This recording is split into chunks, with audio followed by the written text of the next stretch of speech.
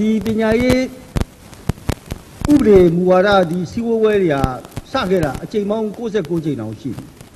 ကျွန်တော်ကဓာတ်အဖြတ်ပြီးလိုက်ရတာဖြစ်တာအဲ့တော့အဲ့ဆွေးနွေးပွဲမှာ all inclusive ဆိုတဲ့ပုံစံတိုင်းကျွန်တော်ဆွေးနွေးခဲ့ကြတာအဲ့တော့ဒီအခုဒီမှာလှုပ်ထားတဲ့ဥစ္စာလေးကကျောင်းသားတွေမပါဝင်ခဲ့ရဘူးလို့ကျွန်တော်မပြောဘူးကျောင်းသားတွေပါဝင်ခွင့်ရှိတယ်အဲ့ဒီအရင်တော့ဆွေးနွေးပွဲမှာပါဝင်ခဲ့တဲ့ all inclusive ဒီအဖွဲ့တွေရဲ့ဥစ္စာကိုပါဝင်တဲ့နေလို့ကျွန်တော်ကဒီလိုပဲတွက်ပါနောက်တစ်ခုကလည်းဗာလဲဆိုရင်အခုဆိုရင်လွှတ်တော်အဖွဲ့ကလည်းတကယ်ကိုအင်းနဲ့အားနဲ့အပြည့်ပါလာပြီအရင်တော့လွှတ်တော်အဖွဲ့မပါဘူးအခုလွှတ်တော်လည်းပါလာပြီဒါမှမဟုတ်ကျွန်တော်တို့ကဒါရှေ့ကို positive process တွေဖြစ်နေတာလို့ကျွန်တော်ဒီလိုပဲတွက်ပါအဲ့တော့ဒီချက်လေးကိုဒီသားမှာတက်နေလို့ရှိရင်ကျွန်တော်တို့သွားရတာခက်ပါတယ် all inclusive ဆိုတဲ့ပုံစံတိုင်းနဲ့ကျွန်တော်ကသွားချင်ပါဒီတက်မှာလည်း all inclusive လို့ပြောလိုက်တဲ့အခါမှာဥမာ9ရောက်တဲ့လူတွေထင်းရောက်တဲ့လူတွေကတော့ဒီမှာလည်းပါမှာမဟုတ်ဘူးစတွေကလည်းမပါခဲ့ဘူးအဲ့တော့ဒါပေမဲ့ဟိုရင်းတော့ဒီပညာရေးစိုးစိုးဝဲတွေမှာအကျဉ်းချင်းလုပ်ခဲ့တဲ့69ချိန်မှာပါခဲ့တဲ့လူတွေကတော့ပညာရေးနဲ့ပတ်သက်တာဖြစ်တဲ့အတွက်ပါဝင်တက်တယ်လို့ကျွန်တော်ဒီလိုတွက်ပါတယ်ကြောင့်မလို့ကျွန်တော်ဒီမှာ all inclusive လို့ရေးချင်းဖြစ်ပါတယ်ဆရာကြီးဟိုနည်းနည်းဆွေးနွေးပေးပါ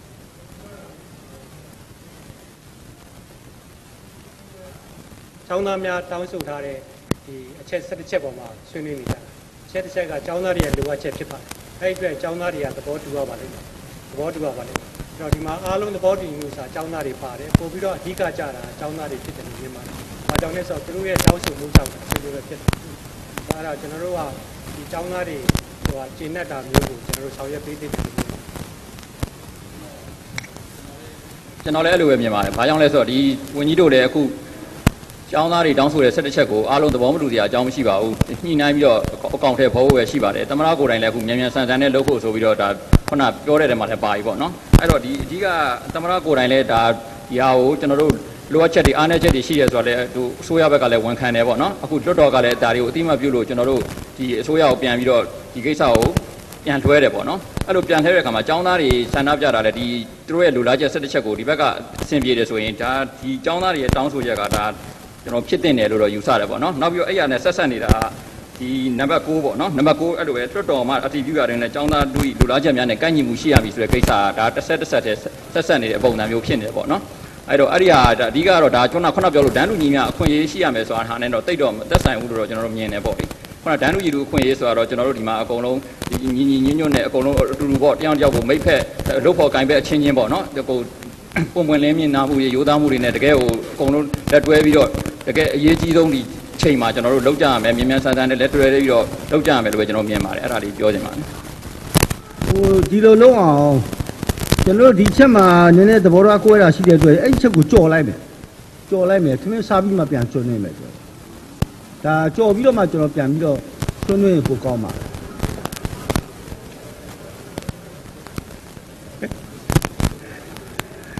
်အဖွဲ့ရဟိုမှာခင်းစားနေပြီထင်တယ်ကျွန်တော်ကဒီမှာတတိကုန်းတညလုံးလုပ်ဖို့ပြင်ဆင်ထားပြီးသားဖြစ်တယ်ပေါ့ဆွေးနွေးပွဲဆိုတာဒီတိုင်းပဲဗျဆွေးနွေးပွဲဆိုတာတော့အဖြစ်တစ်ခုမရမချင်းကတော့ဒီလိုပဲဆွေးနွေးရမှာပဲဒါဆွေးနွေးပွဲရဲ့သဘောပဲဖြစ်ပါတယ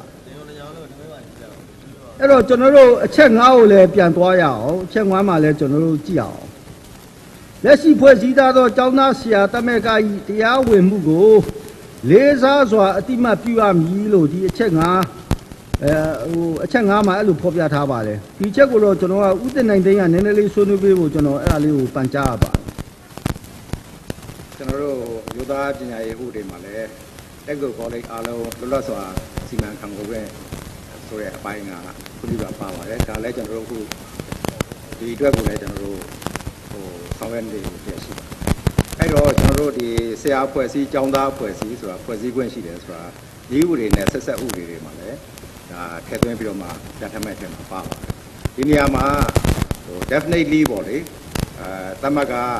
union အစည်းအရုံးဆိုတဲ့ဟာမျိုး definitely ထည့်ဖို့လည်းအချိန်ချင်းစဉ်းစားခဲ့သေးပါတယ်အဲ့ဒီခါမှာကျွန်တော်တို့ကတက္ကသိုလ်ကောလိပ်တွေမှာကျွန်တော်တို့စာပေအမှုပညာယဉ်ကျေးမှုအသင်းတွေရှိတယ်အားကစားအသင်းဖွဲ့တွေရှိတယ်နောက်တစ်ခါကျွန်တော်တို့ဓာတုဗေဒအသင်းယူပဗေဒအသင်းဆိုတဲ့ဟာတွေရှိတယ်တခါတရံမှာတာရေးနာရေးအသင်းတွေလည်းဒါဖွဲ့စည်းကောင်းဖွဲ့စည်းလာမှာတွေဖြစ်တယ် ဒီလိုကိစ္စရပ်တွေအများကြီးပါတဲ့အခါကျတော့ဥပဒေရေးထုံးရာအားလုံးခြုံငုံမိတဲ့ဒါကျောင်းသားအဖွဲ့အစည်းဆရာအဖွဲ့အစည်းဆိုပြီးတော့မှဒီလိုခြုံငုံမိအောင်ဒါတုံ့ရေးသားထားတာဖြစ်ပါတယ်အဲ့ဒီကနေပြီးတော့မှထပ်ပြီးတော့မှဒီ autonomous university တွေဖြစ်လာတဲ့အခါကျရင်တက္ကသိုလ်လိုက် charter တွေဆွဲပြီးတော့မှလွတ်လပ်စွာဒါဖွဲ့စည်းခွင့်တွေစီမံခွင့်တွေဒါတွေရရှိလာမှာဖြစ်ပါတယ်ဒါကြောင့်မလို့ဒီနံပါတ်5အချက်ကလည်းဒီအစဉ်ဆက်သွားမဲ့အထက်မှာလည်းပါတယ်ဤဥပဒေနဲ့ဆက်ဆက်ဥပဒေမှာလည်းအတီလည်းထည့်သွင်းရေးသားပေါ်ပြချက်တွေပါလာမှာဖြစ်တဲ့အတွက်ကြောင့်ဒါလေးတွေကတော့နောက်အခက်အခဲမရှိနိုင်တဲ့အချက်ဖြစ်တယ်လို့ပြောကြလိုပါတယ်အဲ့တော့ကျွန်တော်သိမရှင်းလို့နောင်လို့တော့ပြောတာပေါ့လေအခုလောလောဆယ်မှာဆရာတို့အနေနဲ့ဘယ်လိုသဘောထားလဲမသိဘူးကျွန်တော်မရှင်းလိုက်လို့အခုကျွန်တော်တို့ကအမျိုးသားပညာရေးဥပဒေရေးဆွဲပြဋ္ဌာန်းခဲ့ပြီးအဲ့တော့ဤဥပဒေနဲ့ဆက်ဆက်ဥပဒေတွေဒါဆက်လက်ပြီးတော့မှရေးဆွဲပြဋ္ဌာန်းမယ်အဲ့ဒီအချက်တွေထဲမှာအကုန်ပါဝင်လာမှာဖြစ်တယ်ကျွန်မနည်းနည်းပြောပြစီဒီအချက်နဲ့ပတ်သက်ပြီးတော့လေကျမတို့ဆိုလိုတာကခုနဒီကျမတို့လိုလီကျင်တဲ့အချက်17ချက်ထဲပါမှာပါတဲ့အချက်2ကိုပြောနေရမှာမဟုတ်ပါဘူးရှင်ကျမတို့အခုလက်ရှိဒီဆွေးနွေးပွဲမှာတက်ရောက်လာတဲ့ဒီမိုကရေစီပညာရေးလှုပ်ရှားမှုဥဆောင်ကော်မတီကဒါကျောင်းသားသမဂ္ဂ3ဘွဲ့ကကိုယ်စားလှယ်တွေဖြစ်ပါတယ်နောက်ပြီးတော့ဒီ NND မှာဆိုလို့ရှိရင်ဆရာများသမဂ္ဂဆရာကိုယ်စားလှယ်တွေပါပါတယ်ဆိုတော့ကျမတို့ကဒီဆွေးနွေးပွဲမှာလာပြီးတော့ဆွေးနွေးနေတယ်အဲ့လိုဆွေးနွေးနေတဲ့အချိန်မှာကျမတို့ရဲ့အဖွဲ့အစည်းတွေရဲ့တရားဝင်မှုပေါ့နော်။ဘာလို့ပြောကျမတို့အဖွဲ့အစည်းရဲ့တရားဝင်မှုကြောင့်ဒီဆွေးနွေးပွဲကန်းတွေကိုကျမတို့ရောက်လာရတယ်။အဲ့တော့ကျမတို့ရဲ့တရားဝင်မှုကိုဒီဒါပုံစံအားဖြင့်အတိမတ်ပြုတာမျိုးဖြစ်ကောင်းဖြစ်လိမ့်မယ်။ဒါမှမဟုတ်ကျမတို့ကဒီစာအားဖြင့်ပေါ့နော်။ကျမတို့ရဲ့ရည်တည်မှုကိုအတိမတ်ပြုပေးဖို့လိုအပ်လိမ့်မယ်လို့ကျမတို့ယူဆတယ်။ခုနလည်းကျမပြောပြပါပြီ။အကြောင်းအရာတစ်ခုဒါပေမဲ့ထပ်ပြီးတော့ပြောပါမယ်။ပြန်ကြားရေးဝန်ကြီးကအင်တာဗျူးတစ်ခုမှာကျမတို့ကျောင်းသားသမဂ္ဂကိုယ်စားလှယ်တွေမဟုတ်ဘူး။ကျမတို့ကဒါကျောင်းသားအစစ်မှန်လည်းမဟုတ်ဘူး။ဆရှိအဖြစ်ပေါ့နော်။အဲ့လိုမျိုးပြောတဲ့အနေထားကကျမတို့ဒီဆွေးနွေးပွဲကိုအများကြီးထိခိုက်မှုရှိတာလိမ့်မယ်လို့ကျမတို့ယူဆတယ်။အဲ့တော့ဒီလက်ရှိဆွေးနွေးပွဲ၄ပွင့်ဆိုင်ဆွေးနွေးပွဲအနေနဲ့ဒီကျောင်းသားသမဂ္ဂဆရာများသမဂ္ဂဒီတကယ်ကိုပေါ့နော်လက်ရှိအနေထားမှာတကယ်ရှိပြီးသားဖွဲ့စည်းပြီးသားတရားဝင်မှုရှိတယ်ဆိုတာမျိုးလောက်ကိုကျမတို့ဒါကြောင့်မို့လို့လေဒီဆွေးနွေးပွဲကိုရောက်လာရတဲ့ဆိုတာမျိုးလောက်ကိုကျမတို့ကအာမခံချက်လိုချင်တာဖြစ်ပါတယ်ရှင်ဒီဟာတွေကကျွန်တော်တို့ကဒီတင်းဖွဲ့စည်းမျဉ်းတွေနဲ့စတင်ပြီးတော့မှနိုင်ငံရှင်းပြလို့ပါတယ်အဲ့တော့ကျွန်တော်တို့အသင်းအဖွဲ့အားလုံးဟာဖွဲ့စည်းမယ်ဆိုရင်တင်းဖွဲ့စည်းမျဉ်းနဲ့တူကျွန်တော်တို့ပြည်ထောင်ရေးဝန်ကြီးဌာနကို register လုပ်ရတာရှိပါတယ်စီးပွားရေးအသင်းဖွဲ့တွေဆိုလို့ရှိရင်ကျွန်တော်တို့ဒါသက်ဆိုင်တဲ့ဝန်ကြီးဌာနကို register လုပ်ရတာရှိပါတယ်ဒါလက်ရှိကျွန်တော်တို့ရဲ့တည်ဆဲစီမံဥပဒေတွေဖြစ်ပါတယ်အဲ့တော့ဆရာများ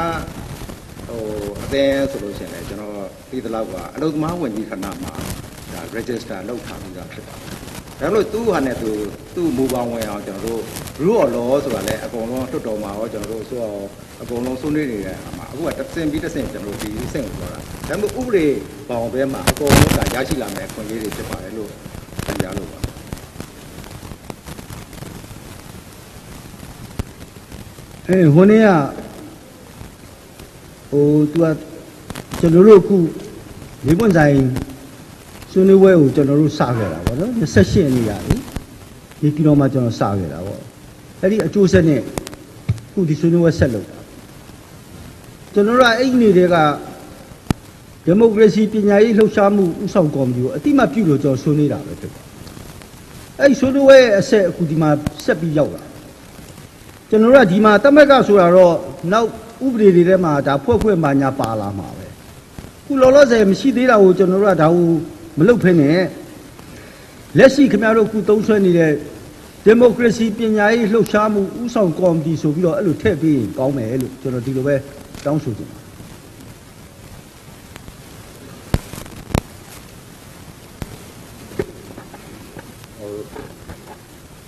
ကျွန်တော်ဒီမှာနည်းနည်းလေးဆွေးနွေးလို့တာဒီမိုကရေစီပညာရေးလှုပ်ရှားမှုဥဆောင်ကော်မတီဆိုတာကကိုယ်တိုင်ကဘဂသမများအဖွဲ့ချုပ်ရဲ့မြေလက်ဘဂသမများအဖွဲ့ချုပ်ရဲ့တက္ကသရဲ့အင်အားစု3စုပူးပေါင်းထားတာဖြစ်တဲ့အတွက်ကျွန်တော်တို့ရဲ့မိခင်ကိုစားပြုမှုကိုအတိမမပြုဘူးဆိုရင်ကျွန်တော်တို့ကိုယ်တိုင်ကိုစားပြုသလားဆိုပြဿနာပေါ်လာတယ်ပဲအဲကြောင့်ကျွန်တော်တို့ဒီမှာတောင်းဆိုတာနှုတ်အားဖြင့်လက်ရှိပါဝင်နေတဲ့တမက3ခုဖြစ်တဲ့ဘဂသမများအဖွဲ့ချုပ်ရဲ့တက္ကသရဲ့ဘဂသမများအဖွဲ့ချုပ်မြေလက်ရဲ့အဖွဲ့ဒီရှိတမကရဲ့ဒီရှိနေမှုကိုအတိမပြုမှသာလေကျွန်တော်တို့ရဲ့ဒီကိုစားပြုမှုက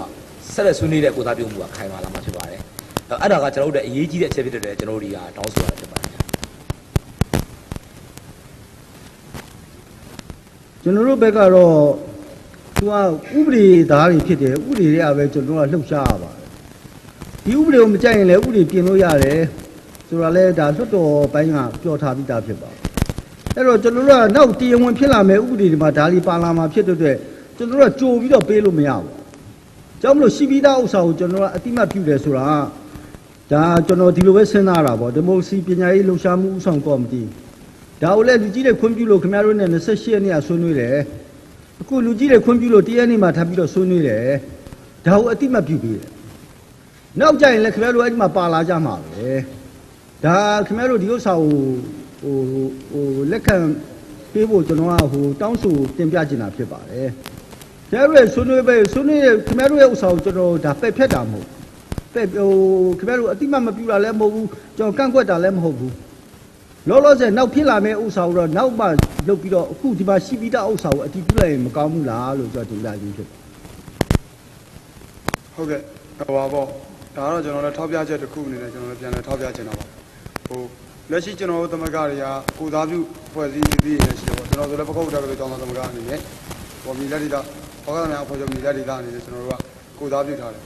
ဒါဆိုရင်လက်ရှိကျွန်တော်ကျောင်းတိုင်းမှာဖွဲ့စည်းနေတဲ့ဟိုကကြတော့ကိုသားပြုမှုဘယ်လောက်ရှိမလို့အတိမတ်ပြုမှုဘယ်လောက်ရှိမလို့ကျောင်းသားယူနီယံတွေပြီးတော့အဲ့ဒီဟာတွေရောဥပဒေကြောင်းပြီးထားတာ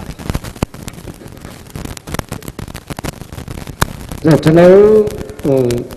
်ဒီအချက်ကိုတောင်းဆိုရတဲ့အဓိကအချက်အကြောင်းပါပေါ့နောက်ချိန်မှာကျောင်းသားနဲ့ပတ်သက်လာတဲ့ဆွေးနွေးပွဲတွေကိစ္စတွေဖြစ်လာခဲ့ဒီတမရရဲ့စကားအရာကျောင်းထဲမှာအခုဆရာဆရာမတွေလိုက်ဖွဲ့နေ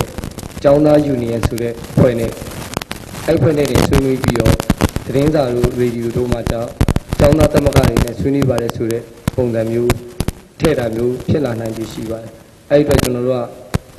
ကတောင်းဆိုတာဖြစ်တယ်တကယ်တမ်းဒီမှာကျွန်တော်တို့ဒီနေ့ခုလိုတွေ့ဆုံဆွေးနွေးခွင့်ပေးတာကကျွန်တော်တို့တယောက်ချင်းစီက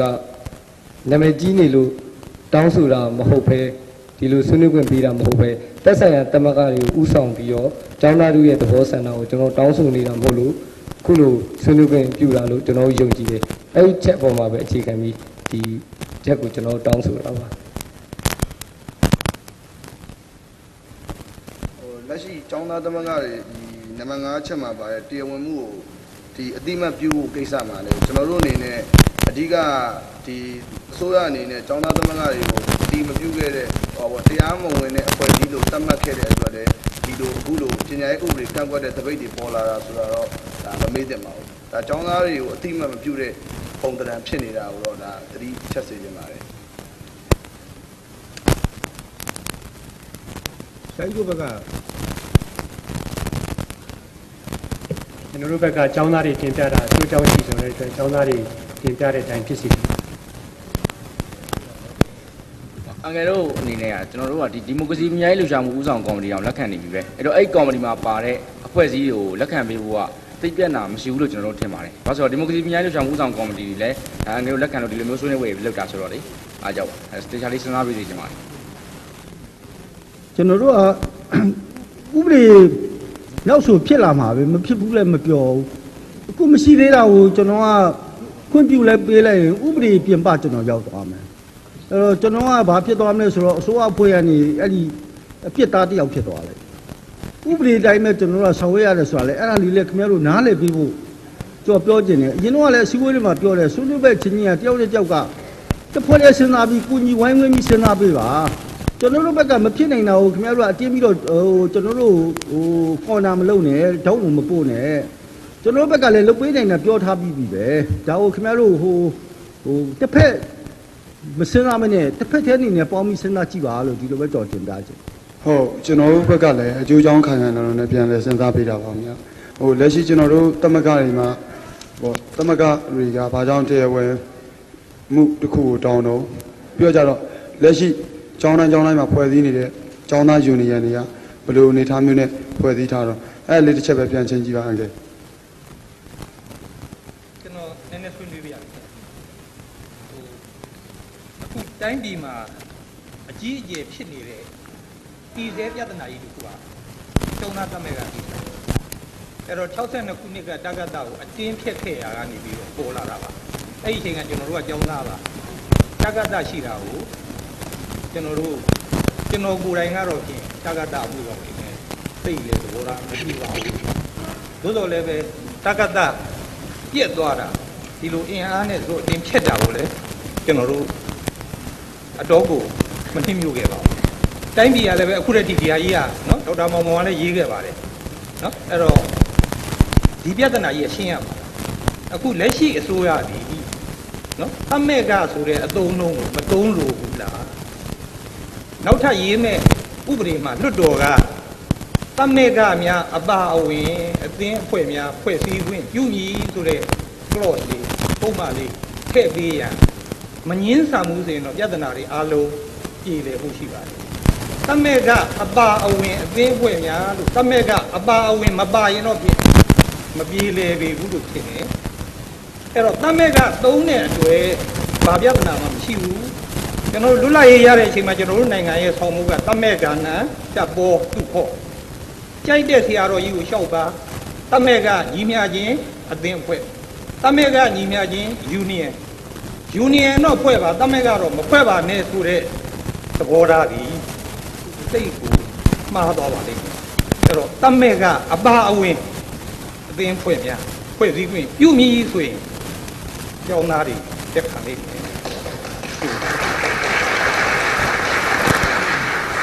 အဲ့တော့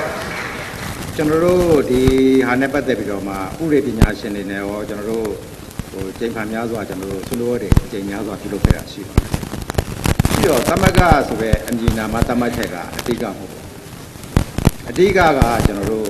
ဆရာအဖွဲ့အစည်းကျောင်းသားအဖွဲ့အစည်းလွတ်လပ်စွာနောက်ထပ်နာမည်အသစ်တွေနဲ့လည်းအကုန်ဖွဲ့စည်းနိုင်ခွင့်အကုန်ရှိဖို့ဖြစ်ပါတယ်ဒါမလို့ကျွန်တော်တို့ဆရာအဖွဲ့အစည်းကျောင်းသားအဖွဲ့အစည်းဆိုတော့မှဒါဥပဒေပညာရှင်များနေတော့ဒီလိုပဲသုံးထုံးနေတာဖြစ်ပါတယ်အဲ့တော့ကျွန်တော်တို့ဒီဟာကိုသမဂပါစေခြင်းနဲ့အတုံးလုံးမျိုးကိုဆရာကြီးပြောသလိုကျွန်တော်တို့လည်းဒါစဉ်းစားပြီးတော့နောက်ထပ်ရေးနည်းတစ်မျိုးကိုကျွန်တော်တို့ဥပဒေပညာရှင်တွေနဲ့ရေးပေးဖို့ဒါလွတ်တော်ကိုလည်းပြန်တင်ပြတဲ့အခါမှာလည်းတင်ပြဆွေးနွေးပေးဖို့ဆိုတော့လောက်ထားတဲ့အစီအစဉ်တစ်ခုရှိပါတယ်အဲ့ဒါပါလဲဆိုတော့ကျွန်တော်တို့ကျောင်းသားအဖွဲ့အစည်းဆရာအဖွဲ့အစည်းတက်မရေးပဲနဲ့ခုနအပါဝင်ဆိုတဲ့အခါမှာအပါဝင်တွေဟာဆရာကြီးပြောသလိုတခုတည်းမဟုတ်တော့ပဲနဲ့ဟလာစာပေရင်ကျင်းမှုအာကစားတမကအစီယုံနောက်ထပ်အသာရေးနာရေးရှိသမျှစသည်များကိုအကုန်လုံးတမကအပါဝင်နဲ့ပါလို့ဖွင့်လို့ရဖို့လိုပါတယ်ခုနကတော့ကျောင်းသားများခုနကတော့ပြောသွားတဲ့ထဲမှာတော့ဘဂတာတို့တတကာတို့မြေလက်တို့ဘာတို့ဆိုတာတွေကနာမည်မျိုးစုံဖြစ်ပါတယ်နာမည်မျိုးစုံဖြစ်တဲ့အခါမှာကျွန်တော်တို့ကဒီဟာကိုအလေးထားရတာဖြစ်ပါတယ်အဲ့တော့ကျွန်တော်တို့ကနာမည်မျိုးစုံဟာဥပမာဖြင့်ကျွန်တော်တို့ရှမ်းပြည်နယ်မှာရှမ်းစာပေရင်ကျင်းဖို့တင်ဖွင့်ပါတယ်ဒါပေမဲ့ရှမ်းပြည်နယ်မှာချင်းစာပေရင်ကျင်းမှုအတင်အဲ့တက်တုံမှာရှိခြင်းမှာရှိတာချင်းပြည်နယ်ကြတဲ့အခါကျတော့လေချင်းစာပေရင်ကျင်းမှုအတင်ရှိခြင်းရှိမယ်ဒါပေမဲ့ရှမ်းစာပေရင်ကျင်းမှုအတင်ဆိုတာရှိခြင်းမှာလည်းရှိမယ်ဒါမှမဟုတ်ကျွန်တော်တို့ကအတော်နော်မီပေးထားတဲ့တက္ကသိုလ်ကောလိပ်လိုက်ကသူ့နယ်မြေဒေသသူ့လူမျိုးစုတွေနေထိုင်ရာသဘာဝအဲ့ဒါတွေအားလုံးနဲ့လွတ်လပ်စွာဖွဲ့စည်းနိုင်တဲ့အခင်းကျင်းအပြင်ဆင်မှုဥရိယာခြုံငုံမိအောင်ရေးဖို့လည်းကျွန်တော်တို့ကအခုနောက်ထပ်ဒါပညာရှင်တွေနဲ့ရေးဆွဲဖို့ဆွေးနွေးတိုင်ပင်ထားတာရှိပါတယ်ဒါကိုလည်းကျွန်တော်တို့အစိုးရဖွဲ့နဲ့တစ်ဆင့်လွတ်တော်ကိုတင်ပြဖို့ဆိုပြီးတော့မှစီစဉ်ထားတဲ့အကြောင်းကျွန်တော်တင်ပြပါတယ်ကျွန်တော်လည်းဆွေးနွေးကြပါကျွန်တော်ဆွေးနွေးခြင်းနဲ့ဆိုတာဒီစီဝေးမှာတက်ရောက်တဲ့လူတွေထဲမှာသမဂဆိုတာကိုမှီလိုက်တဲ့လူကကျွန်တော်တို့တယောက်နှစ်ယောက်ပဲရှိမှထင်ပါတယ်ဝင်းကြီးကိုယ်တိုင်လည်းမှီတင်မှမှီမယ်အခုပြောနေတဲ့ပုံကိုကြီးလည်းဝင်းကျင်မှမှီပါမယ်ကျွန်တော်တို့စီစဉ်ကာလကကျွန်တော်ရန်ကုန်တက္ကသိုလ်ကျောင်းသားသမဂရဲ့ဒုတိယဥက္ကဋ္ဌပါ60ခုနှစ်ရဲ့ဒုတိယဥက္ကဋ္ဌပါ7 July generation ရဲ့ကျောင်းသားကောင်းဆောင်တယောက်ပါနော်ကျွန်တော်သမဂပါလို့ကျွန်တော်တို့ပြောတာပါကျွန်တော်ပထမဒီကိုလာကြတာကတော့ပညာရေးနဲ့ပတ်သက်တဲ့ technical တွေဝယ်ဆွေးနွေးဖို့ကျွန်တော်လာတာပါသမဂအခမ်းအနားပါလာလို့ပြောတာပါကျွန်တော်တို့ခေတ်ကာလတုန်းကတက္ကသိုလ်မှာအသင်းအဖွဲ့ပေါင်း80လောက်ရှိတာ80ဆိုတာကခရိုင်အသင်းဆိုတာမျိုးရှိတယ်အမြောင်များအသင်းပေါင်းဦးခင်းဘာညာရှိတယ်ပြီးတော့ဘာသာရေးအသင်းသင်္ချာအသင်းမထူအသင်းဘာညာရှိတယ်ပြီးတော့ကျွန်တော်တို့ကလူမျိုးစုအသင်းရခိုင်အသင်းရှမ်းအသင်းမွန်အသင်းဒါတွေအကုန်လုံးရှိတယ်ပြီးတော့အဆောင်အသင်းဆိုတာအမရဆောင်အသင်းမှာတော့သဟာနဲ့စာပတ်သင်းခေါ်တယ်ကြားတယ် SNR လို့ခေါ်တယ်နော်ပြီးတော့ကျွန်တော်တို့ကယဉ်ကျေးမှု အမှုပညာအသင်းဒါတော့ရွှေလူမင်းလို့ဆိုရတဲ့စာကလောင်အသင်းအဲ့ဒီကထွက်လာတယ်မဝင်သားတော့အဲ့လိုအသင်းတွေရှိနေမယ်လို့သမက်ကရဲ့ခန်းကဏ္ဍနဲ့ဒီအသင်းတွေရဲ့ခန်းကဏ္ဍညာမတူပါဘူးကွာပါတယ်ကျွန်တော်တို့ကတက္ကသိုလ်ရဲ့ကိုယ်ပိုင်အုပ်ချုပ်ရေးတွေပေးလာတဲ့ခါမှာတက္ကသိုလ်ကောင်စီတို့ဘာလို့မှကျောင်းသားကိုယ်စားလှယ်ဆိုပါလာတဲ့ခါမှာဒီနာယကုညီမှုအသင်းကကိုယ်စားလှယ်ထည့်လို့မရပါဘူးကျောင်းသားသမက်ကပဲကိုယ်စားလှယ်ထည့်လို့ရအောင်အဲ့လိုခန်းကဏ္ဍတွေကပွာတဲ့ခါမှာကျွန်တော်အဲ့ဒီခန်းကဏ္ဍတွေပွာလာကိုကျွန်တော်ကထည့်ပြီးတော့ခြုံငုံပြီးတော့ခဏတော့အသင်းများဆိုတာမျိုးနဲ့လုပ်လို့မရဘူးသူခန္ဓာလေးကိုတော့ကျွန်တော်ပေါ်အောင်ထည့်ဖို့တော့လုံမယ်လို့ထင်ပါတယ်လားဒါမှလည်းကျွန်တော်တို့ကတက္ကသိုလ်ကောင်စီတို့ဘာလို့မှထွက်တော့ကလောင်စင်းရကိုယ်စားလှယ်ကတက္ကသိုလ်ကောင်စီမှာတက်ပြီးတော့ကျောင်းသားကိုယ်စားလှယ်ချင်းနဲ့ဆွေးနွေးလို့မဖြစ်ပါဘူးအဲ့ဒီကျောင်းသားသမက်ကကိုခွဲတဲ့ခံပါလေကျွန်တော်တို့မဆလာလက်ထက်ကရွေးကောက်ပွဲလုပ်သလို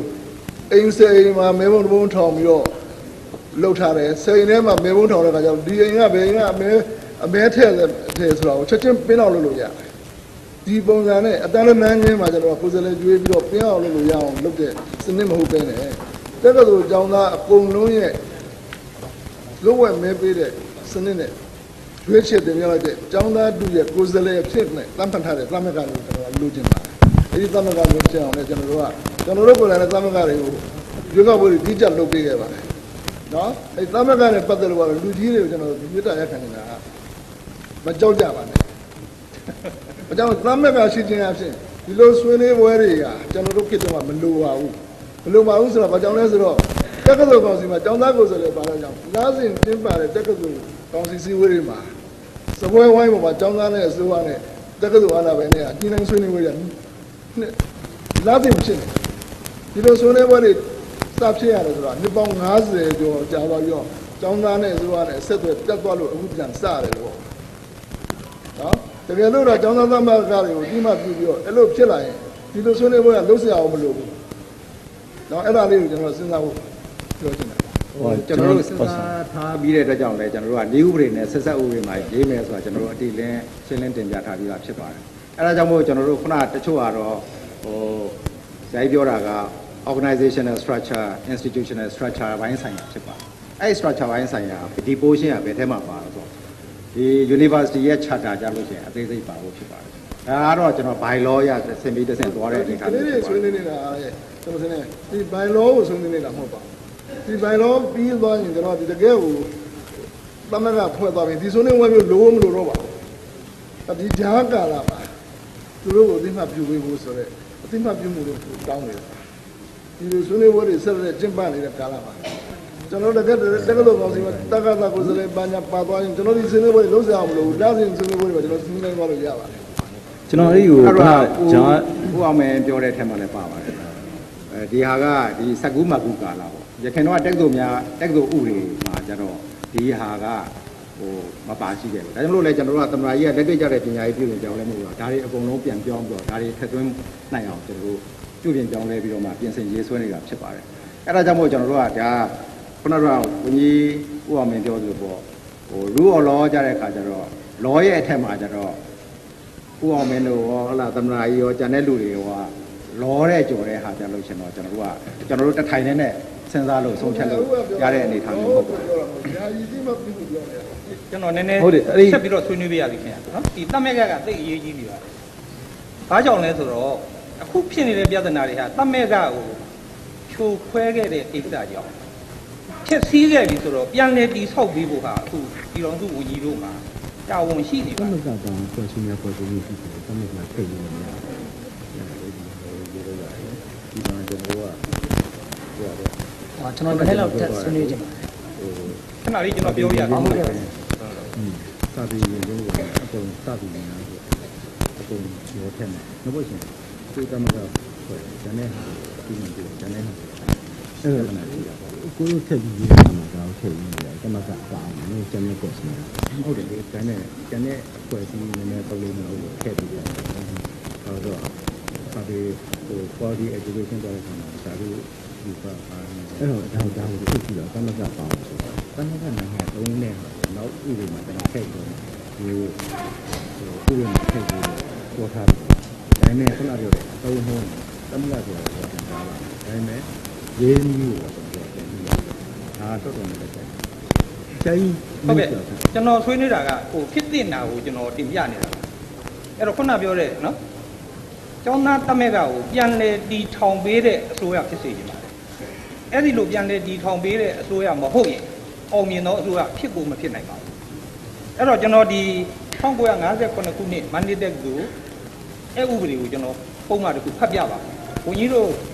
ဥပဒေပညာရှင်များနဲ့အလုပ်လုပ်နေတယ်ဆိုတာကျွန်တော်လက်ခံပါတယ်သို့သောအဲ့ဒီပညာရှင်များကဒီမန္တလေးတက္ကသိုလ်အဲ့ဥပဒေကိုပြန်လေကိုးကားကြပါလားကိုးကားရင်ဒီပုံမှန်ကိုဘာကြောင့်ပြန်လေမဖို့ထုတ်ပါတယ်လေအဲ့တော့မန္တလေးတက္ကသိုလ်1958ခုနှစ်အဲ့ဥပဒေပုံမှန်7တတလင်းကျိတ်ပါမန္တလေးတက္ကသိုလ်ကျောင်းသားတမက်ကများတမက်ကဤအမှုဆောင်အဖွဲ့ကအမည်တင်သွင်းသောတက္ကသိုလ်အရာရန်လည်းမဟုတ်တက္ကသိုလ်ကျောင်းသားလည်းမဟုတ်သောတက္ကသိုလ်ဘွဲရသူတူထိုသူသည်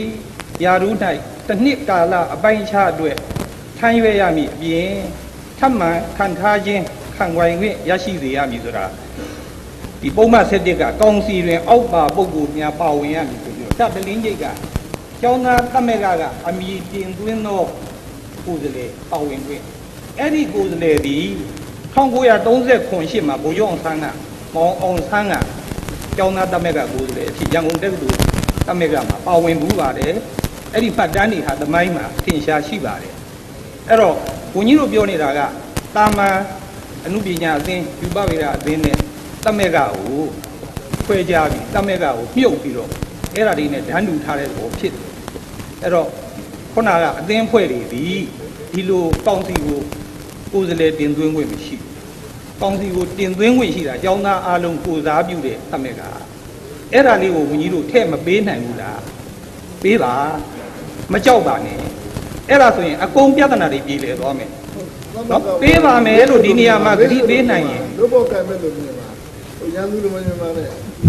နော်လို့ပေါ်ကံပဲတို့အဲ့လိုလုပ်ချင်ရပြင်ကျွန်တော်ကျောင်းသားပြဿနာတို့ကလည်းဝဲဝဲနေပြီးသွားတယ်ဒါကကောစီစီဝါနဲ့ပြီးသွားတယ်ဒီလိုဒီဆန္ဒပြဝင်လို့ဆိုတာလည်းမလို့ဒီလိုလိုနဲ့ဝင်လို့ဆိုတာလည်းမလို့ဒီအဲ့ဒီမန်ဒီစီဝါတွေမှာပြီးသွားတယ်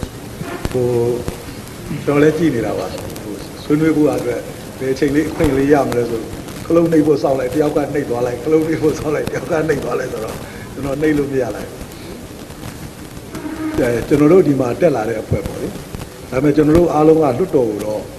ပြည်တော်စုလွတ်တော်ကြီးကိုတော့ကိုစားပြုမှုမလုပ်နိုင်ပါဘူးဒါတော့အားလုံးလည်းနားလည်ပါတယ်သို့တော်လည်းပဲကျွန်တော်တို့ဒီမှာရှိနေတဲ့အဖွဲ့အစည်းအားလုံးကျွန်တော်တို့ညှိထားပြီးသားပါကျွန်တော်တို့အတိတ်သမိုင်းမှာအကြောင်းတွေကြောင့်အချို့သောဝေါ်ဟာရများသည်စိုးရိမ်ထိတ်လန့်ဖွယ်ရာများလားဆိုပြီးတော့ဖြစ်ခဲ့ကြတယ်ဆိုတာဒီမှာရှိတဲ့ပုဂ္ဂိုလ်ကြီးတွေအားလုံးသဘောပေါက်ပါတယ်တမက်ကဆိုတဲ့အသုံးနှုန်းတွေမဟုတ်ပါဘူးအချို့အသုံးနှုန်းတွေလည်းအများကြီးရှိပါသေးတယ်ဒီနေ့ကျွန်တော်ဒီမှာတက်ရောက်လာတဲ့ပုဂ္ဂိုလ်များရဲ့သဘောဆန္ဒအရာပြောရမယ်ဆိုရင်တော့တမက်ကဆိုတဲ့အသုံးနှုန်းအပေါ်မှာစိုးရိမ်မှုထိတ်လန့်မှုတုန်လှုပ်မှုလုံးဝမရှိပါဘူးတမက်ကဆိုတဲ့အသုံးနှုန်းဟာသုံးဆွဲတဲ့အသုံးနှုန်းတစ်ခုဖြစ်တယ်ဆိုတာကိုလည်းကျွန်တော်ဆိုလိုပါတယ် ကျေးဇူးတင်ပါတယ်ဟိုလွတ်တော်ကိုယ်စားကြီးခင်ဗျာလွတ်တော်ကိုယ်စားကြီးပြောဆိုတဲ့နော်ပြောဆိုချက်ကိုကျွန်တော်ထင်ပါတယ်ဒီ၄ဘက်စလုံးကလက်ခံတယ်ထင်ပါတယ်အဲ့ဒါကိုဒီကနေ့ကြေညာချက်တစ်ခုအဖြစ်ထုတ်ပြန်ပေးနိုင်ပါမလားအားလုံးသဘောတူပါလားကျွန်တော်ပြောတာရှင်းပါတယ်နော်ကျွန်တော်ပြည်တော်စုလွတ်တော်ကြီးတစ်ခုလုံးကိုတော့ကျွန်တော်ကိုစားပြုလို့မရပါဘူးလို့ကျွန်တော်ပြောခဲ့ပါတယ်အဲ့တော့ကျွန်တော်ပြောခဲ့တဲ့အထက်မှာအခုဟာကလည်းကြေညာချက်မလို့အားလုံးလည်းအကြအမြင်အသိပါပဲတမက်ကဆိုတဲ့ဝေါ်ဟာရပုံမှာလည်းကျွန်တော်တို့စိုးရင်ထိတ်လန့်မှုမရှိပါဘူးထို့အတူအခြားသောဝေါ်ဟာရတွေလည်းရှိပါသေးတယ်ဥပမာကျွန်တော်တို့တခုဒါပြောလိုက်ကြည့်အောင်ပေါ့နော်ဖက်ဒရယ်ဆိုတဲ့ဝေါ်ဟာရပုံမှာလည်းကျွန်တော်တို့စိုးရင်ထိတ်လန့်မှုမရှိပါဘူးဒီလိုပြောရင်ဒါအားလုံးကျွန်တော်တို့ရဲ့စိတ်ဆန္ဒသဘောထားကိုနားလည်ပါပြီသဘောပေါက်ပါပြီယူဆပါတယ်တို့ရတွင်ကြံတဲ့အစိတ်ပိုင်းအားလုံးတချို့မှာတော့အုပ်ချုပ်ရေးဆိုင်ရာအဖွဲ့အစည်းများရဲ့သူ့ရဲ့ဒီဥပဒေလုံထုံးလုံနည်းများနဲ့အညီတော့တချို့ကိစ္စရပ်တွေတွားမယ်ဆိုတာကျွန်တော်နားလည်ပါတယ်ဒါကြောင့်အချိန်တန်ပြီလားအချိန်မတန်ဘူးလားလုံမလားမလုံဘူးလားဆိုတာကတော့ကျွန်တော်တို့စီရောက်လာရင်ကျွန်တော်တို့အပိုင်းမှာတမက်ကကိုကျွန်တော်တို့စိုးရိမ်ထိတ်လန့်မှုရှိပါနော်ဟုတ်ကဲ့ဟိုကျွန်တော်နှစ်ချက်လောက်ပြောချင်ပါတယ်တစ်ချက်ကဘာလဲဆိုကျွန်တော်တို့လက်ရှိမှာတောင်းနေရလက်ရှိကျွန်တော်တို့ဒီမိုကရေစီပညာရေးလှုပ်ရှားဦးဆောင်ကော်မတီက ခုနကလည်းပြောတယ်3ဖွဲ့ဖွဲ့ထားပါတယ်အဲ့ဒီ3ဖွဲ့ကိုကျွန်တော်ကတရားဝင်အတိမတ်ပြုမှာဖြစ်ပါတယ်ဘာဖြစ်လို့လဲဆိုတော့ဥပမာတစ်ခုပေးရမယ်ဆိုရင်လက်ရှိကျောင်းတွေမှာဖွဲ့နေတဲ့ကျောင်းသားယူနီယံပေါ့အဲ့ဒီယူနီယံတွေမှာကျွန်တော်တို့တမကအဖွဲ့ဝင်တမကများကိုအစည်းအဝေးဖိတ်ခေါ်ခြင်းများဒီပါချုပ်တွေကတချို့ကျောင်းတွေမှာမလုပ်ပါဘူးကျွန်တော်တို့ပါဝင်ဆွေးနွေးနိုင်ကြမရှိပါဘူးအဲ့တော့ကျွန်တော်တို့လက်ရှိအတိအကျပြုကျင်နေဆိုတာကကျွန်တော်တို့အခုလက်ရှိတရားဝင်အတိအကျပြုတာတွေကျွန်တော်တို့နေတွေမှာကျွန်တော်တို့ကျောင်းတွေမှာရုံငန်းတောင်းမှာလုပ်ပိုင်ခွင့်တွေတောင်းမှာမဟုတ်ပါဘူးကျွန်တော်တို့ဒီဆွေးနွေးပွဲမှာကျွန်တော်တို့ကတရားဝင်အတိအကျပြုခံနေလို့လိုချင်တာပါနောက်တစ်ချက်ကျွန်တော်တို့ကဒီလိုဒီ new ဆွေးနွေးပြီးတဲ့အခါမှာပေါ့နော်ပညာရေးဥပဒေအသစ်တစ်ခုဖြစ်လာတဲ့အချိန်မှာတမကဆိုတာဘယ်လိုအနေထားမျိုးနဲ့ပါရမလဲဆိုတော့သိရင်ခုနဆရာကြီးဒေါက်တာတင်လိုင်ပြောတာအတိုင်းပဲကျွန်တော်တို့မှာဒီမိုကရေစီနီးကြရွေးကောက်မှုနဲ့နေမှာပါသွားမှာပါအဲ့တော့ကျွန်တော်တို့လည်းအမြဲတမ်းကြီးအဲ့ဒီမှာပဲလုပ်နေမှာလည်းမဟုတ်ဘူးဒီမိုကရေစီနီးကြလုပ်တော့မှာဖြစ်တယ်လက်ရှိမှာလူကတရားဝင်အသိမှတ်ပြုမှချက်တွေတစ်ချက်နောက်တစ်ချက်ကကျွန်တော်ဗာပြောချင်တယ်ဆိုတော့နီးဥပဒေတို့ဆက်ဆက်ဥပဒေတို့ပြောပါတယ်ယခုလက်ရှိကျွန်တော်တို့ရောက်နေတာမာသလောလို့ခေါ်တဲ့အမျိုးသားပညာဥပဒေကိုပြင်ဆင်ရန်ရောက်လာခြင်းဖြစ်တယ်မာသလောတောင်ပြင်မှာဆိုတော့နီးဥပဒေများပြောဖို့မလိုသေးဘူးထင်ပါတယ်မာသလောအရင်ပြင်မှာမာသလောကိုကောင်းအောင်လုပ်ပြီးမှအဲ့ဒီမာသလောမှာအခြေခံပြီးဘယ်လိုဆက်သွားမလဲဆိုတော့ပြောတင်တယ်လို့ထင်ပါတယ်ကျေးဇူးတင်ပါအငယ်ဦးအောင်မင်းလည်းပါနေတော့ကျွန်တော်တခုလောက်ဆွေးနွေးပြတယ်ကျွန်တော်တို့အငယ်ဦးအောင်မင်းတို့တိုင်းသားလက်နက်ကိုင်တွေလုပ်တဲ့အခါမှာစတိုင်းသားလက်နက်ကိုင်တွေကိုမတရားအသင်းဖွဲ့ဆိုကြေညာထားရပါအမှန်တကယ်ငြိမ်းချမ်းရေးလုပ်တဲ့အခါမှာအတိမတ်ပြုပြီးတော့မြို့ပေါ်ကိုပြန်ခေါ်ပြီးလုပ်ကြပါတယ်ကျွန်တော်တို့အခုတောင်းနေဆိုတော့လည်းအဲ့တိုင်းပါပဲကျွန်တော်တို့တွေက1962ခုနှစ်မှာတမကအဆောင်ဘုံဘွားခံပြီးတော့မှာတမကတွေကတရားမဝင်အဖွဲ့အစည်းတစ်ခုဖြစ်သွားခဲ့ပါတယ်အဲ့တော့ကျွန်တော်တို့အနေနဲ့အခုချိန်မှာမတရားအသင်းကြေညာခိုင်းတဲ့နီးတူပါပဲကျွန်တော်တို့အတိမတ်တစ်ခုပြုမှုပေးပြီးတော့ကျွန်တော်တို့ကအဲ့ဒီဟာကိုနံပါတ်5ချက်မှာကျွန်တော်တောင်းတာဖြစ်ပါတယ်ဒါအဲ့ဒါလေးတိုင်းသားလက်နက်ကင်တော်မှာပေးနိုင်ဘာလို့ကျွန်တော်တမကအကြောင်းသားတွေကိုပေးနိုင်တာလဲဆိုတော့ကျွန်တော်မေးခွန်းထုတ်ချင်တယ်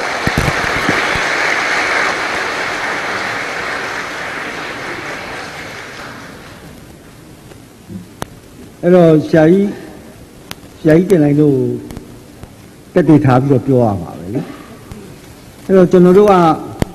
တမက်ကအပါဝင်အဖွဲ့အစည်းများကိုဖွဲ့စည်းခွင့်ပြုမယ်ဆိုတဲ့အဆိုပြုချက်ကိုကျွန်တော်ကလွှတ်တော်ကိုတင်တဲ့အခါမှာထည့်ပြီးတော့တင်လိုက်ပါဒါကတော့ဥပဒေပြုတဲ့အာဏာကိုအာဏာ300ခွဲဝေထားတာနဲ့ခွဲဝေထားတဲ့အတွက်ကျွန်တော်တို့ဘာမှခொနင်းဖြစ်လို့မရပါဘူးတွားပြီးတော့ကျွန်တော်တို့ကသွမ်းမို့လို့မရပါဘူးဒါတော့ဟိုဘက်ပိုင်းဆက်လုပ်မှာပေါ့နော်အဲ့တော့ကျွန်တော်တို့ဘက်ကတမက်ကပါဝင်ဖွဲ့စည်းများကိုဖွဲ့စည်းခွင့်ပြု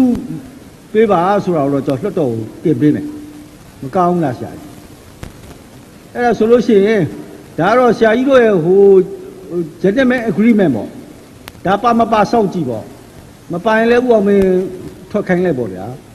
ဒီလိုပဲလုပ်လိုက်ပေါ့အဲ့တော့ကျွန်တော်တို့ကတင်ပေးမယ်လွှတ်တော်ပဲကိုဟုတ်ကဲ့အခုလောလောဆယ်မှာကျွန်တော်တို့လူစင်တာအခုလောလောဆယ်ကျွန်တော်တို့ဆွေးနွေးနေတဲ့အချိန်မှာအတိမတ်ပြုမှုပါကျွန်တော်တို့တမကတွေရဲ့ယက်တီချက်ကိုအတိမတ်ပြုမှုပါကျွန်တော်တမကဆိုတဲ့နာမည်ကိုကျွန်တော်တို့ကအလကားနေခံတာမဟုတ်ပါဘူးတက္ကသိုလ်ဆိုတဲ့ပါဠိစကားအရာပမုခါချက်ဆိုတဲ့ကျောင်းကြီးဆိုတဲ့စကားအရာကျွန်တော်တို့ဟာတမကဆိုတဲ့ကျောင်းရင်းအဖွဲ့အစည်းကိုတမကဆိုတဲ့နာမည်နဲ့ကျွန်တော်တို့ကဖွဲ့ရတာပါကျွန်တော်တို့ရဲ့တက္ကသိုလ်ဆိုတဲ့စကားလုံးကိုအစိမ့်ပညာအထက်တန်းကျောင်းလို့ပြောင်းလိုက်ရင်ကျွန်တော်တို့ကကျောင်းသားအဖွဲ့အစည်းလို့ကျွန်တော်တို့ပြောင်းပေးလို့ရတယ်ပမုခါချက်ကိုကျောင်းကြီးလို့ပြောင်းပေးရင်ကျွန်တော်တို့ကျောင်းသားအဖွဲ့အစည်းလို့ပြောင်းပေးရတယ်ကျွန်တော်တို့ကအခုရဲမှာတမကအနေနဲ့ရက်တည်နေပါတယ်ကျွန်တော်တို့ကျောင်းနေရဲ့ကိုသားပြုမှုအနေနဲ့ဒီကိုသားပြုမှုကိုအတိမတ်ပြုပေးဖို့ပါလက်တလောအခြေအနေမှာဟုတ်ကဲ့အငယ်ဟိုကလေကျွန်တော်တို့တောင်းဆိုတာကဟိုလက်ရှိစောစောကိုချင်အောင်ပြောသူလေလက်ရှိတမကတွေကိုအတိမတ်ပြုဖို့ကျွန်တော်တောင်းဆိုတယ်ဆိုတာဒီတမကတွေကိုချက်ချင်းကြီးကျောင်းထဲမှာရုံတမကအဆောက်အဦကြီးစောက်ပေးပြီးတော့ဒီတမကတွေကပဲဟိုကျောင်းသားတက်ကတူမှာရှိတဲ့ကျောင်းသားတို့တရက်လုံးကိုစားပြုတယ်ဆိုတာမျိုးကျွန်တော်တို့တောင်းနေတာမဟုတ်ပါဘူးဒီနေ့လက်ရှိအချိန်မှာဥပမာကျွန်တော်စဉ်းစားတာတစ်ခုဆိုရင်ဒီကနေ့ဆွေးနွေးပွဲပြီးကျွန်တော်ပူးတဲ့ထုတ်ပြန်ချက်မျိုးမှာလက်ရှိတမကတွေရဲ့တရားဝင်ဖြစ်တည်မှုကိုအတိမတ်ပြုတယ်ဆိုတာမျိုးထည့်ပေးဖို့ပါပြီးတော့ဒီလိုထည့်ပေးလိုက်ခြင်းအပြင်ကျွန်တော်တို့ကဘာကိုရည်ရွယ်လဲဆိုရင်ဒီအမျိုးသားပညာရေးဥပဒေမှာကျောင်းသားသမဂ္ဂဖွဲ့စည်းခွင့်ကိုတရားဝင်ကျွန်တော်တို့ပြဋ္ဌာန်းပြီးပြီဆိုတဲ့နောက်မှာဒီသမဂ္ဂရွေးကောက်ပွဲသမဂ္ဂတရရက်ပေါ်ထွန်းလာဖို့တဲ့ရွေးကောက်ပွဲအဆင့်ဆင့်တွေကျွန်တော်တို့ဤဥပဒေအရကျွန်တော်တို့ဆက်သွားရမယ်လုပ်ငန်းစဉ်တွေမှာရှိဖွဲ့ထားပြီးသားသမဂ္ဂတွေကလွယ်ကူချောမွေ့စွာကျောင်းအုပ်ချုပ်ရေးအာဏာပိုင်ကြားထဲမှာအပေါင်းအရှမရှိဘဲနဲ့ပူးပေါင်းပါဝင်နိုင်ဖို့အတွက်ကိုကျွန်တော်တို့ကလက်ရှိသမဂ္ဂတွေရဲ့တရားဝင်မှုကိုအန်ကယ်တို့ဘက်ကအတိမတ်ပြုတယ်ဆိုတာမျိုးကျွန်တော်တို့ဒီနေ့ထုတ်မဲ့ statement မှာရောထည့်ပေးရင်ရောမဖြစ်နိုင်ဘူးလားဆိုတာလေးပါကျွန်တော်တို့ကိုယ်တိုင်ကလည်းကျွန်တော်တို့ကဟိုကျောင်းသားသမဂ္ဂဆိုတာဒီရွေးကောက်ပွဲနဲ့တဆင့်ကျောင်းသားတို့ရဲ့ကိုယ်စားပြုမှုကိုတကယ်ခံယူပြီးမှကျောင်းသားကိုယ်စားဖြစ်ရမယ်ဆိုတာကိုလည်းကျွန်တော်ကိုယ်တိုင်လေးလေးနက်နက်နားလည်ပါတယ်ဟိုကျွန်တော်နည်းနည်းလေးဟိုဂျားရဲ့ဆွေးနွေးကြည့်နေလို့ပါအခုကတော့ကျောင်းသားတွေနဲ့ဒီအစိုးရဖွဲ့နဲ့ဂျားထဲမှာလောလောဆယ်သမဂ္ဂကိုအတိမတ်ပြုလို့ခက်ခဲဖြစ်နေအောင်ပါနော်ဒါပေမဲ့ကျွန်တော်ထင်တာတော့ဝင်းကြီးဟိုအန်ကေဦးအောင်မင်းကိုယ်တိုင်ပြောသွားတဲ့အထက်မှာပါသွားပြီထင်တယ်အဲ့တော့ဝင်းကြီးကဒီဟိ စိုးရင်ချက်ကဒီဥပဒေမရှိသေးဘဲနဲ့ဒီလိုအတိမတ်ပြုလို့ရှိရင်အပြစ်သားဖြစ်သွားမလားဆိုရယ်စိုးရင်နေပေါ့ဒါပေမဲ့ဝန်ကြီးပထမတစ်ခါပြောပြီးတော့ပါပြီဒီပညာရေးကော်မတီပေါ့နော်ပညာရေးပေါ်ဆောင်ရေးကော်မတီကိုတော့အတိမတ်ပြုတယ်လို့ပြောပြီးပါပြီဆိုတော့ဒီဟာကိုအတိမတ်ပြုပြီးမှတော့ဒီထဲမှာပါနေတဲ့၃ဘွဲကိုထပ်အတိမတ်ပြုဖို့ကတော့ကျွန်တော်ထင်တယ်ဘာမှတိတ်မခက်တော့ဘူးထင်တယ်တစားလဲစက်သွန်မျိုးပဲဆိုတော့လေအဲ့ဒါကိုအတိမတ်ပြုနောက်ပြီးတော့ပိုတော်ကောင်းပါသေးတယ်ဒီတပိတ်ကော်မတီကိုတော့မှအတိမတ်ပြုပြီးသွားပြီဆိုလို့ရှိရင်တော့ခုနတက်မကဆိုတဲ့တမိုင်းဝင်အဖွဲ့ကိုထပ်ပြီးတော့အတိမတ်ပြုရတဲ့အတွက်ကတော့အပြစ်ဖြစ်ရင်တော့မှအဲ့ဒါကောင်းသောအပြစ်ပဲဖြစ်မှာပါအဲ့တော့အတိမတ်ပြုပြီးကိုကျွန်တော်တောင်းဆိုချင်ပါတယ်အဲ့လိုကျွန်တော်လည်းဆွေးနွေးပါမယ်ဒီလိုကျွန်တော်တို့အခုပြောနေတဲ့အတိမတ်ပြုမှုကကျွန်တော်တို့တကယ်လို့လို့ပါဥပမာတစ်ခုနဲ့ပြောရရင်ကျွန်တော်တို့ကဒီကနေ့ဒီလိုစီဝေးနောက်ထပ်လည်းရှိအောင်မယ်ဒီလိုစီဝေးပွဲတွေမှာကျွန်တော်တို့ဒီမိုကရေစီပညာရေးလှုပ်ရှားမှုဥဆောင်ကော်မတီအတိမတ်ပြုတယ်အတိမတ်ပြုပြီးကျွန်တော်တို့ကကျောင်းထဲပြန်ရောက်ပြီးကျောင်းထဲတက်တဲ့ခါမှာသမဂ္ဂလှုပ်ရှားဝေးကကျွန်တော်မရအောင်အဲ့တော့အဲ့ဒါကျွန်တော်တို့အဓိကပြဿနာပါလမ်းလုံးစင်ကျွန်တော်တို့လက်ရှိကာလမှာဒီမိုကရေစီပညာရေးလှုပ်ရှားမှုဥဆောင်ကော်မတီအောက်မှာပါတယ်သမဂ္ဂတွေကိုအတိမတ်ပြုပေးဖို့ပါကျွန်တော်တို့ကအဲ့ဒါဒီကျွန်တော်တို့ကျောင်းထဲမှာရှိတဲ့ကျွန်တော်တို့ပြန်လည်ပြီးလှုပ်ရှားခွင့်အတွက်ပါဘယ်လိုလဲကျွန်တော်ကအကန့်အသတ်နဲ့ဖြစ်နေဒီမှာတော့လက်ခံတယ်ကျောင်းထဲရောက်ရင်တော့ကျွန်တော်ပြန်လက်ခံတဲ့သဘောတွေဖြစ်နေလို့ကျွန်တော်နည်းနည်းလေးဆွေးနွေးချင်ပါသေးတယ်လက်ရှိဒီနေ့ဖြစ်လာတဲ့အစည်းအဝေးကကျွန်တော်သက်ဆိုင်ရာတမကတွေမှာပါနေတဲ့ကျောင်းသားတွေကမြို့သားပညာရေးဥပဒေကိုအားကောင်းကောင်းနဲ့ဒီစန့်ကျင်တဲ့တပိတ်တွေပေါ်လာလို့ဒါဒီအစည်းအဝေးဖြစ်လာတယ်လို့ကျွန်တော်တို့ကလက်ခံပါတယ်ဆိုတော့အကယ်၍ဒါအစိုးရဘက်ကဒီပညာရေးဥပဒေပေါ်ကျောင်းသားတွေရဲ့သဘောထားကိုစန့်ကျင်မှုအားကောင်းကောင်းနဲ့ဖြစ်ဖြစ်မဖြစ်ဖြစ်ပြုပြင်ပေးသူတွေနဲ့စိတ်ဆန္ဒရှိမယ်ဆိုရင်ကျွန်တော်ရက်60ကာလရှိပါတယ်ဆိုတော့ကျွန်တော်တို့အဲ့ဒီအားကောင်းကောင်းနဲ့ဖြစ်လာတဲ့တမကတွေရဲ့လှုပ်ရှားမှုကိုအတိမတ်ပြုလို့ဒါဒီ